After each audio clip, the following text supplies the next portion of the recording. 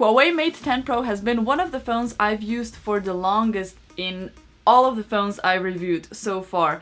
I was planning to do this review much earlier, life got in the way, but now it's time to do like a nice review after 2 months of use, so you'll learn about everything. This has been a very hyped phone. It has great use, it's quite amazing. It's supposed to be one of the biggest flagships of this year. It's supposed to put Huawei on the map again when it comes to amazing phones. But there are some details I would like you to be aware if you're considering buying this phone. The design of this phone is beautiful.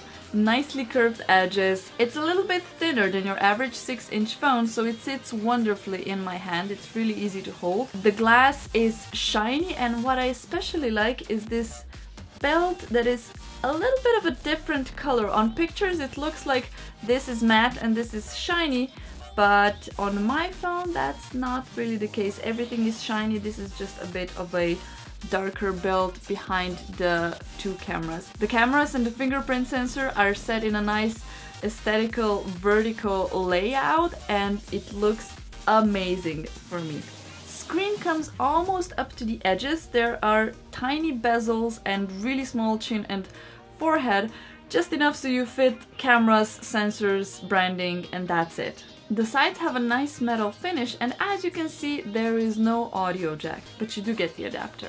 Everything looks and feels super premium. All the sides and everything just blends together perfectly, and if I would have to say one thing that is really amazing about this phone, it is its design. The screen is this beautiful 6-inch AMOLED display, which means that the colors are vibrant, contrasts are contrasty, maybe a little bit too contrasty for my opinion, but that is to be expected of an AMOLED display. It is a bit wider aspect ratio, and apps are usually not made for that kind of screen. Every time you open a full screen app, it will ask you if you want to stretch it across the screen. And once you do that, that app is always going to be perfectly stretched and you don't even notice it. Like with YouTube, it just looks amazing watching videos. I love it. Battery life is my second favorite thing about this phone.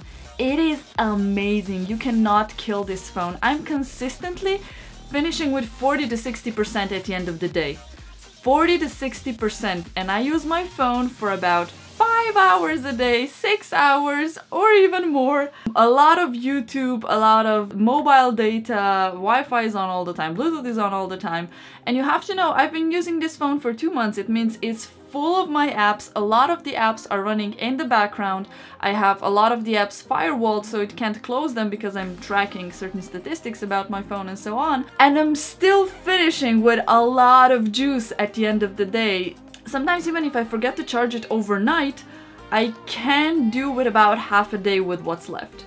So, like, Huawei, this is incredible. Thank you, thank you, thank you for amazing battery. We need big batteries. This is amazing. So with 6 GB of RAM and an AI-enabled processor, this phone is fast. It's really fast.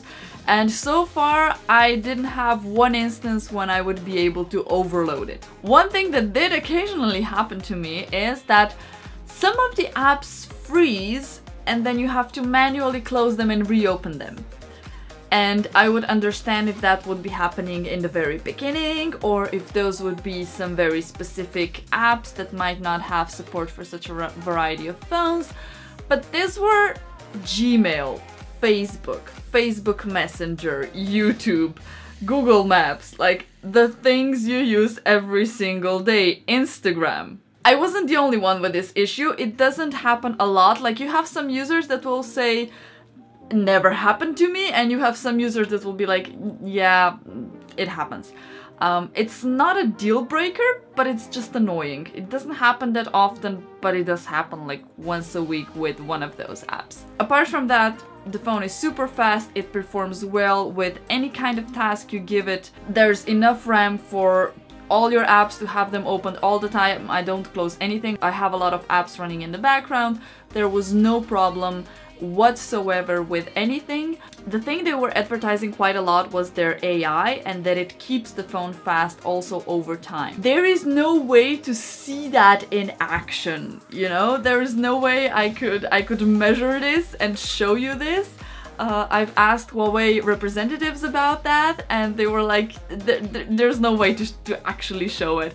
So after 2 months, I've seen no tangible decline in speed, but after 2 months, you really shouldn't be seeing any declines in speed anyway. So I guess only time will tell if there's actually something going on with this AI chip, or is it just like a cute marketing gimmick. Another thing they were promoting quite a lot is their collaboration with Microsoft when it comes to translations. Their Translate app really works super fast. It's quite amazing. It does have a limited number of languages. It doesn't have Slovenian, of course. So it's like mainly used for the main languages. There's like, I don't know, 6-10 languages, something like that.